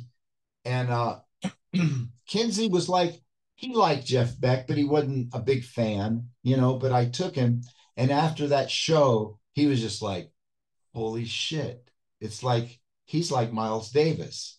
And I go, yep. He says he's just like one of the world's best phrasers. And I go, yep, that's what you heard.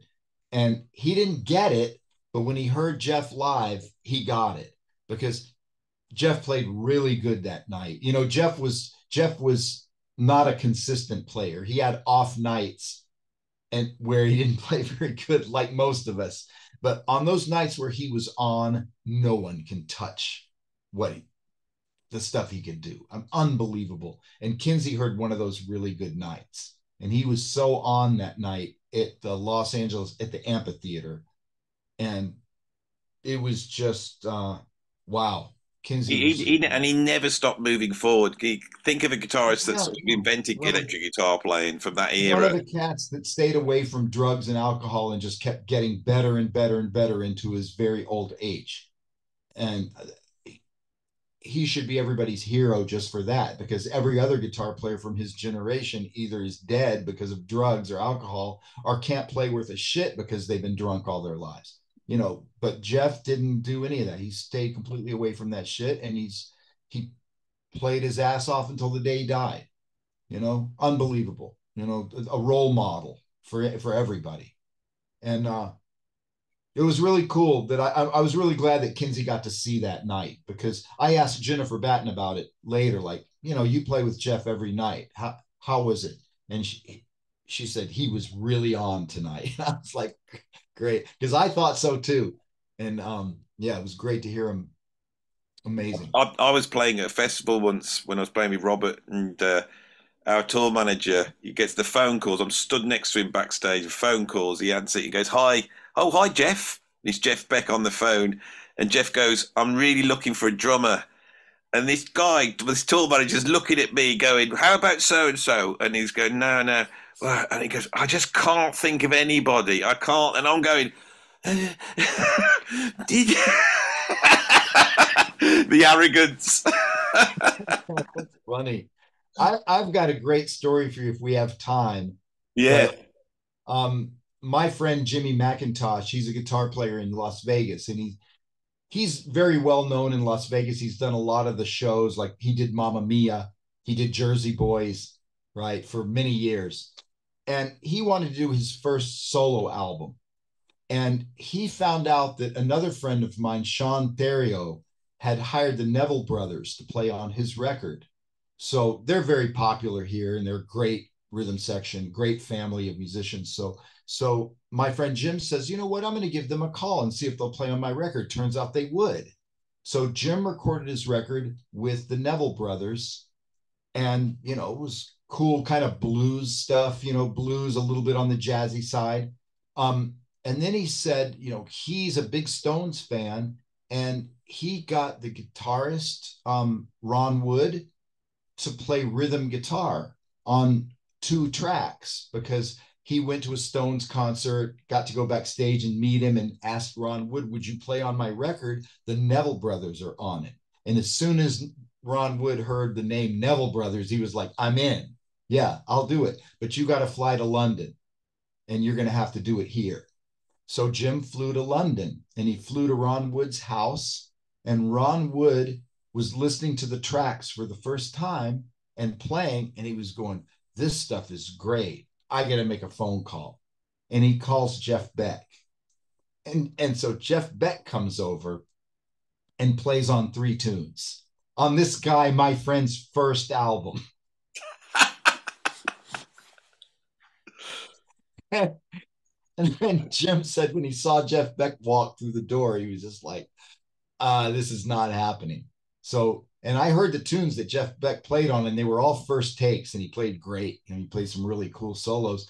Then he told him, and he said, "Well, I might have bit off a little bit more than I can chew because my record company won't let me use my name on this. So you have to call me Hot Rod." So he called him Hot Rod on the credits on the album. But that's Jeff Beck playing on my friend Jim's first Yeah, as though album. nobody would know. I mean, it's like the hardest musician to hide on a record. That's such a that's such a cool story. Like, when does that ever happen to anybody? So you're the album's out. What date's the album out? I'm gonna The come. album is out on February 2nd, and And you this can video will be pre-order out it around on about then. Amazon, or you can pre-order it on my website. We made a cool 96K version of it, which sounds quite a bit better than a CD. It's 96K. It's more open sounding. It's more 3D sounding. It's just you can hear the details better at 96K than you can at 44.1. But people love CDs. They sound like they do, and you know, but I'm offering the 96K version from my website, and also autographed CDs, and also the play along version, which I have done for Vibe Station and People Mover, where we have separated stems of the guitar tracks and bass tracks and drum tracks. And this time, the separated guitar tracks are even more detailed. Like, instead of just one guitar stem, there's usually 4. So I'll have like the solo as a stem, the comping as a stem, the melodies and stuff and other parts as a stem, and all the weird sound effects as a separate stem. So if people really want to get into the guitar layering, they can separate those and listen to them, or you can just turn the guitar off completely and jam with the bass and drums. Or a drummer could just turn off the drums and jam with me and the bass player. So it's fun. A lot of people buy those play along things there, or you can just like put it in your DAW and loop a section like a solo, like a 1 chord vamp thing, and just loop it and just solo all day and play better than I did. I don't think so. So yeah, it's cool. It's fun. A lot of people have a lot of fun with those. And then you're out on tour, and where are you going? Going to Europe first. First gig is in Poland on the 16th, and then we're in Europe until about the 1st of April. Then we go to China and India, and then we're back home like somewhere around the 17th or 18th of April. So it's a long And tour. you'll be doing Ronnie Scott's here in Oh the yeah, UK. Ronnie Scott's is in there for sure. And I really want to come down to that and You better come down and I'm say gonna come. hi. Maybe you should play. No Maybe way! in on a tune. I always get my guitar player buddies to come in and sit in. I would have to do it. I'd get it and do it, but I don't get your hopes up. I we've had some really fun guest guitar players come up and play with us. So it's great when we can do it. So I was really trying to get Borelli to come and play with us, because we had an extra amp on stage, and I was like, "Come on, man, you got to come up and play." And he just shied out. He wouldn't do it, but I really wanted him to come up because he's such a badass guitar player. Oh, they're I really wanted ridiculous. to play Yeah, with him. yeah. He's amazing. Yeah, Yeah. yeah, we'll definitely get down, and hopefully I can do a quick, we'll have a quick video for the site, and all that bits. It's been absolutely incredible talking to you, Scott. I feel You too, like Andy. I Thank you really wanted so to capture much. just two musicians talking, like we've been in a bar and we've just gone out. I didn't want to have it structured, and I felt we've done that, and I hope you enjoyed it. The only thing missing was the Jack Daniels, man, but it's just 2 o'clock in the afternoon for me, so it's a little too early for that. Well, I maybe would have been I funnier if don't I drink had anymore. something I to don't drink. drink anymore, Scott. But if I'll have a little Jack Daniels with you if we come down and Ronnie But Scott. you don't drink any less either. Yeah. You finished Anyway, with it. no, You I'm not finished much with of a a joke. drinker You finished with a myself, but joke. I'm not much of a drinker myself, only at parties or nights off or whatever, but because I can't, it just messes me up for the rest of the day. I can't think straight. If But you're doing a lot of touring, you either drink loads or don't drink at all. There's no dude, halfway, all is I'm there? drinking now is water because I just went through 6 weeks of kidney stone problems. That was not fun. Yeah, let me shout out to all you men who are viewing this. Drink water because I've been notoriously bad about drinking water my whole life. I've been seriously dehydrated. Now I'm drinking 8 glasses of water a day. I feel better. I think clearer. I think it's just better for my head. And I'm never going to have kidney stones again because my doctor says if you drink 8 glasses of water, you'll never have kidney stones again. This is why you need that backup guitarist, isn't it, at Ronnie's? Because you're gonna have to go to the toilet every 5 minutes. Yeah, well, we've got Lena on guitar. We've got Lena Mastalska on guitar, and it's really fun to have her playing with us because she plays really good slide, and also she plays chords. And sometimes I can just go into being back like I was in Tribal Tech, just not having to worry about the chords, but just play single note When I heard that melodies. album, I thought, how's he going to do this with a trio? Because there's so much going I on. couldn't. Some of these No. songs would be impossible to play without another guitar player. So she plays a lot of the parts that are on the record, and it makes everything sound fuller. So she's not playing on every song, but on the songs where you really need to have some of those parts covered, she's playing on those tunes. So and then she's playing her slide blues stuff, and she plays with her fingers, and she gets the best tone. Like it's fun. Yeah. So, viewers, go over to Scott's website, go and buy his album. The link's in below down there. Go out and see him live. If you're in the UK, come down Ronnie's and come and say hello to me. I'll be down there. And Scott, it's been beautiful talking to you. This has Thank been you the so longest much, Andy, interview and I've thanks for ever this done. pleasure to finally meet you and talk to you, man. This has been really fun. Really enjoyed it, and I'm now going to stop the video.